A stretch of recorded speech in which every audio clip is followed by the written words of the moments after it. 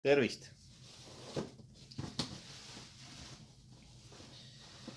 Et mõtlesin, et otsin juhendi ikkagi ka välja ja loen, mis see asi kaalub. Oih, lõhu veel ära ka täitsa. 8,4 kilo. Okei, jurakas kaalub 8,4 kilo. Ja ma panin selle mullikile siia alla, sest ma ei taha seda laua peale panna. Nii raske, mõtled küll 8,4, mis see ikka, aga kui ta nii väikeses mahus on, siis on see nagu 1-2 korralikku hantlit siia peale panna. Ja ei soovi ära kraapida, nii et läks mullikas vahele.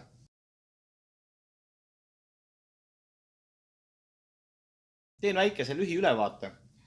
Panin ta käima ja pikalt ei kuulanud, võib-olla lasi mingi tunnikese erinevat kraami.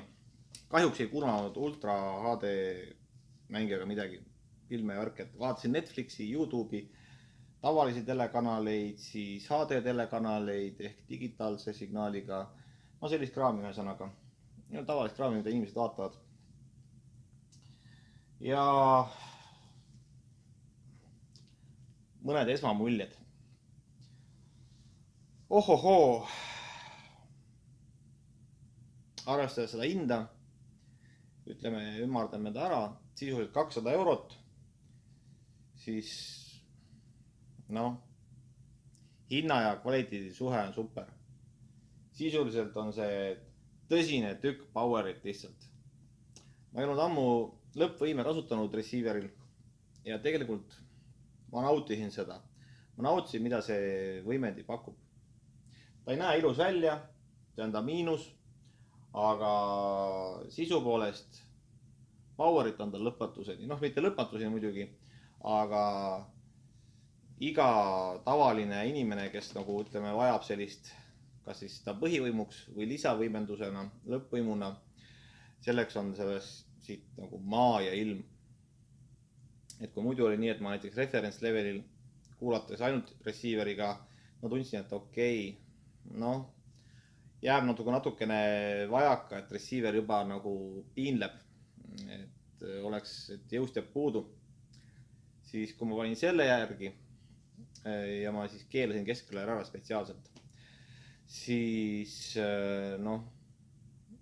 ma ei julenud lõpuks lihtsalt keerata. Hakkas kõlaritest juba hirmus. Aga ei mingit probleemi. Jõudu, võimsust on piisavalt. Palju ja palju võimsust. Nii palju kui iganes tahad sellest põhimõtteliselt välja tuleb. Nii ta on.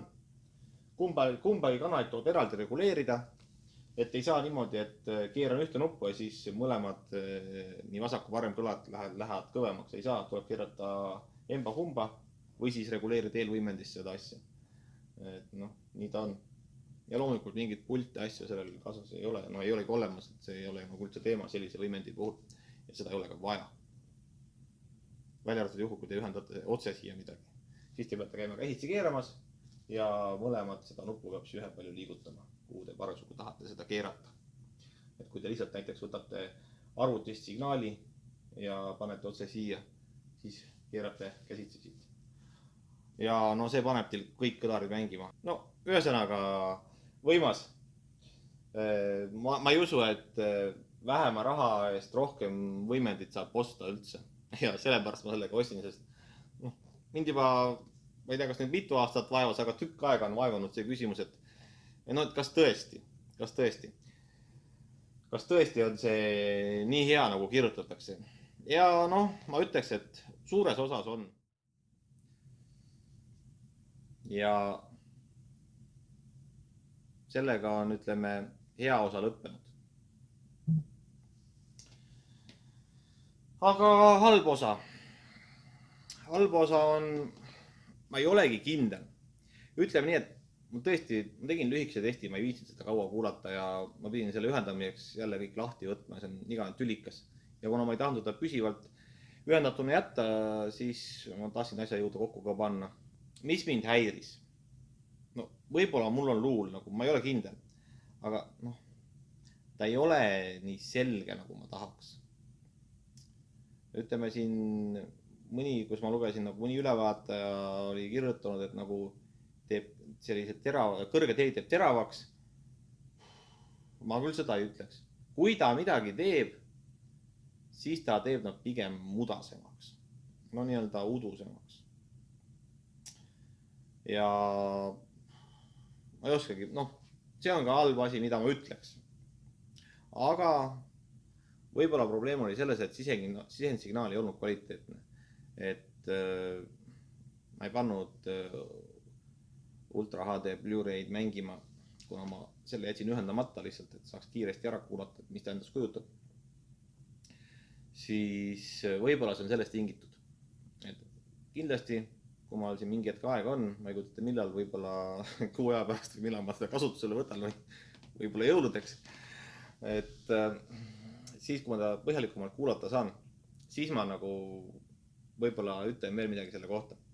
Aga jah, natukene hetkel kiiresti kuulates jäi mul tunne, et ta on natukene niuke udune. Aga samas ma igaks juhul, ma vaatasin Matrix Reloaded muide Netflixist, panin käima mingi action osa. Ma kuulasin seda ka ilma selleta, siis selgus, et see oligi väga kehva koht. Või ütleme nii, et Netflixi kvaliteet ei olnud väga hea. Et ma arvan, et võib-olla oli probleem ka selles. Aga samas ütleme, ma vaatasin seal AK uudised. Jutt väga selge, puhas, kõik okei, mingit probleemi ei ole. Et super. Selles suhtes super. Et kui ma ütleks 200 eurot ja plussid ja miinused, siis miinused on väga vähe. Ja ega seda, kui see nüüd oli olemas see nii-öelda selline natukene sellist mudasust nii-öelda, siis ma arvan, enamik inimesi seda üldse ei kuule, et see tegelikult ei ole probleem. Nii et soe soovitus, kui teil on vaja palju jõudu, siis siit seda tuleb ja küllaga. Selle saab nii stereona ehk 2 kõlarit võimendada kui monoplokina. Et sisuliselt tuleb siit välja parematel hetkedel 600 vatti ja pidevalt 300, et see on nagu sellest jätkub igasuguse asja tarbeks. Ja arvestades hinda, siis neid võib osta sisuliselt, teete 5 kanali heli, ostate neid 5 tükki ja on nagu super. Siin mõningad testid on sellised olnud, kus tüübid on teinud pime testi ja kuulanud seda 200 eurost vidinat, siis 10 000 eurose vidina vastu ja vahet ei tehta. Näitab selle tegelikult seda asja nagu headust. Ma näitan seda ka, mis ta siin on, et enne, kui ma karvist välja 9 kilo, aga ma ütlen, see on raske. See on raske. Ei ole ilus. Esikülg on lihtsalt öeldes kole. Aga võimsad radiaatorid küljel. Ventilaatorid sees ei ole, ehk ta on täiesti vaikne. Siis taga veel sangad ja kaitse nii-öelda, et kui paned ta kas või otsapidi maha, siis katki midagi ei lähe, kõik taguosad jäävad terveks. Väga super väga super selles suhtes. Ja ühendused, sihendid on kõik olemas. RCA, DRS ja XLR ühendused väga super, kõik olemas. Et, mina kasutasin RCA-sid ja kavatsengi neid kasutada. Et see on väga ok, et ei ole mul XLR ega DRS-e vaja. Ja kõlarid jäävad siia. Ja super vidin, ma ütlen teil. 200 euro eest. Ma kuulan ta nüüd ära. Kui ma teda kuulan nüüd uuesti põhjalikumalt. Ja ma leian, et tegelikult mul oli suures osas luul selle udususe või mudasuse koha pealt kõrgemates helides. Siis ma võib-olla ostan neid juurde. Mis ma ta kohta veel ütlen? Ütleme nii, et kes tahab näiteks kaasast tassida, siis super vidin. Tõsine metallist tükk.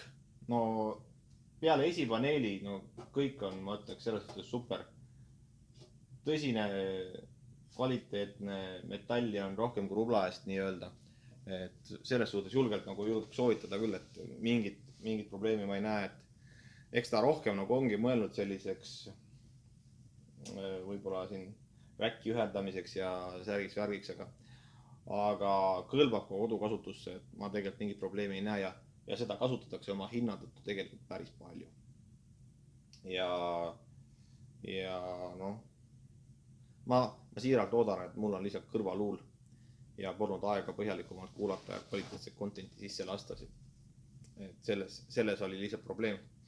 Nii et selline on siis minu väike ülevaade Behringer A500-st, stereovõimendist, mida saab kasutada ka monoblokina. Aga sellega tõmbakski tänaseks otsad kokku ja soovin teile kõike head ning peatse kohtumiseni.